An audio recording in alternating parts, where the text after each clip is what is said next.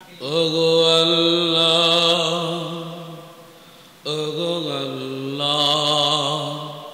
তুলি দুহাত করি মোনাজাত, হে রহিম রহমান। ওগো আল্লাহ,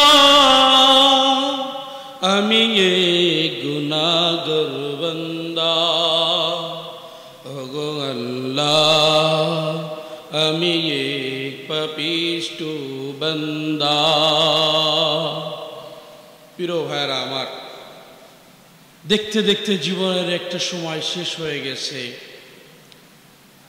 আমরা বলি বয়স বাড়তেছে, এটা একটা ভুল কথা। আসলে আমাদের বয়স কমতেছে, বয়সটা কমতেছে আর মৃত্যুর দিকে আগইতেছে।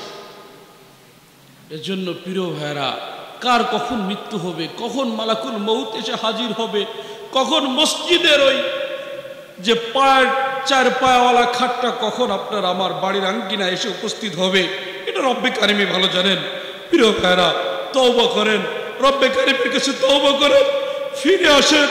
জীবনে কত গুনাহ করেছেন, জীবনে কত রব্বে কারিমের হুকুম অমান্য করেছেন, জীবনের কতটা সময় রব্বে কারিমের হুকুম থেকে বিমুখ হয়েছিলেন। প্রিয় ভাইরা, রব্বে কারিমের দিকে ফিরে আসেন। আমার রব আপনার তওবা কবুল করে নেবে, আমার রব আপনার ডাক শুনবে।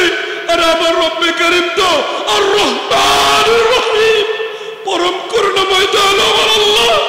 প্রিয় ভাইরা, এখনো পর্যন্ত আমরা মালিককে চিনতে পারিনি, এখনো পর্যন্ত আমি আমার মাবুদকে উপলব্ধি করতে পারিনি।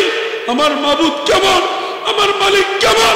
আরে প্রিয় ভাইরা, দুনিয়ায় আমাকে আপনাকে মালিক জীবন দিয়ে পাঠিয়েছে, সুম্মা ইউমীতুকুম, আমাকে আপনাকে রব্বে মৃত্যু দিবে, সুম্মা ইলাইহি তুরজাউন, আবার রবের কাছে ফিরে যেতে হবে। ছোট্ট একটা সময় আমাকে আপনাকে রব্বে কারিম দিয়েছেন। কি জন্য দিয়েছেন? আমাকে আপনাকে রব্বে কারিমের হুকুম মানার জন্য দিয়েছেন। সূরা বাকারা 27 নম্বর আয়াতের মধ্যে রব্বে কারিম নিজে ডাক দিয়ে বলছে, হে ঈমানদাররা, তোমরা তোমার রবের ইবাদত করো, তোমরা তোমার রবের দাসত্ব করো। কোরআনের মধ্যে 82 জায়গার মধ্যে রব্বে কারিম হে ঈমানদাররা, হে ঈমানদাররা মুনাফিক বলে ডাকে নেই, কাফের বলে ডাকে নেই, বেঈমান বলে ডাকে নেই, চোর সিটার বলে ডাকে নেই, ডাকছে ও আমার ঈমানদাররা, ও আমার ঈমানদাররা।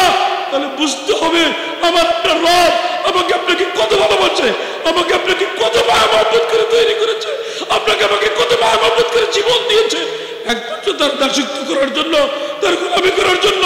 প্রিয় ভাইরা, জীবন চলে যাবে, মৃত্যু হয়ে যাবে, পৃথিবীর আসবাবপত্র সব পড়ে থাকবে, সমস্ত কিছুই থেকে যাবে, শুধু আপনার আমার নেক আমল কবরের জীবনে আপনার আমার সাথে যাবে।